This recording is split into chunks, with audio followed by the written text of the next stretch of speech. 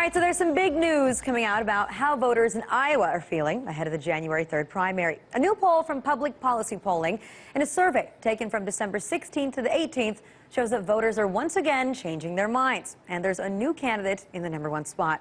But it seems like the mainstream media doesn't really want to talk about who that #1 is all that much. Countdown to Iowa, only 2.5 weeks away, folks. The Iowa caucus is right around the corner. The latest public policy polling showing the former speaker slipping into third place in the Republican presidential field. That's an 8-point drop in just 1 week. Ron Paul now leads the pack with 23% support. When we take a look and assess the candidates, here's what we see. Newt Gingrich, the front runner in the polls, who surged seemingly out of nowhere after a long string of other candidates who tried to be the alternative to Mitt Romney, now finds himself with a very steep climb organizationally. With just 15 days to go until the caucus, he's seeing a little bit of slipping in some recent Iowa polls. Newt Gingrich, despite his surge in the polls, has an organizational problem in Iowa. Ron Paul could win in Iowa because of his organization there. So does a Ron Paul win in Iowa then leave the door open for Romney to win New Hampshire and make this an easy run through the primaries? By contrast, Mitt Romney has a massive and sprawling organization. And then there's Ron Paul, who is right there in the top tier, in many polls at a statistical tie for a three-way first place with Romney and Gingrich. All right, so that's right. Ron Paul is now in the #1 spot in Iowa with 23% of likely Republican caucus voters behind him in the latest poll. I know that we talk about this all the time, how the media barely gives this man any coverage, but here it just becomes so much more blatantly obvious. He's #1 in the poll, and they either really just quickly kind of glaze over that and then move on to the other candidates and what this means for their campaigns, or they just don't even mention Paul and instead only talk about Newt Gingrich and Mitt Romney. I mean, it's just absurd, especially if you think about the way the mainstream media had a collective heart attack and obsessed over every single other candidate that at one point they've called the flavor of the month. We saw it with Michelle Bachmann. We saw it with Rick Perry. Then we saw it with Herman Cain. And you know damn well that they went overboard and did the exact same thing with Newt Gingrich when he began surging in the polls on December 6th.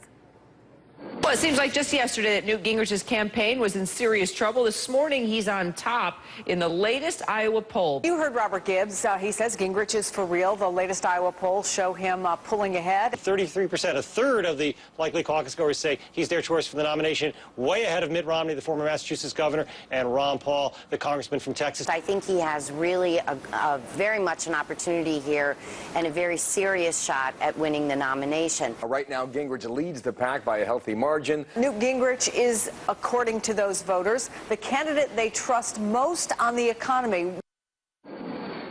So here we are again, looking at the mainstream media's distaste for any candidate that isn't a member of the establishment, somebody they consider fringe, who the Washington, D.C. establishment also considers fringe. And so this vicious circle of living in a tiny little bubble that only encapsulates Washington, D.C. and New York continues. And the mainstream media lives in it and only in it and chooses not to recognize that there are other kinds of thought out there.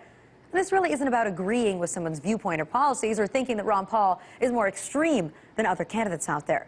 I mean, hello, they give so much coverage and airtime to people like Herman Cain that I have absolutely no idea where Libya is or which one it is. Somebody who does not by any means have the foreign policy chops to be the commander-in-chief, and yet he was never considered fringy.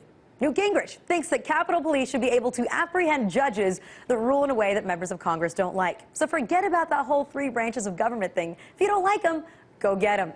Rick Santorum and, well, actually every other candidate thinks that we need to amend the Constitution to bar gay people from being allowed equal rights to marriage. They all want war with Iran. They think racial profiling is okay. They have no problem with the National Defense Authorization Act that was just passed in Congress that allows for military detention of American citizens. And all of that is totally cool and not fringe at all. But Ron Paul is the one that really takes it too far. Now, I'm not saying any of this because I agree with Ron Paul or endorse him as a candidate. There's a lot that I disagree with when it comes to his economic policies. There's a lot that I agree with when it comes to his foreign policy, as you all know. But at the end of the day, this is really just about the mainstream media picking and choosing who to cover, who to treat like a serious contender. And a lot of it is actually less them picking, probably more them sucking up to their establishment masters that wouldn't dare allow for Paul to be seen in a more serious light. And yet all along, the way that voters in Iowa are feeling is for the most part being ignored. And Iowa doesn't make or break the election. We've seen candidates win there and lose the general election before. But if you're going to be so hardcore about obsessing over Iowa for months before the primary even happens, then don't be surprised when it becomes very transparent that suddenly one day you're acting like it's not that big of a deal. So at this point, it's just annoying. But it's also embarrassing that this is the media in this country that they so blatantly choose to miss.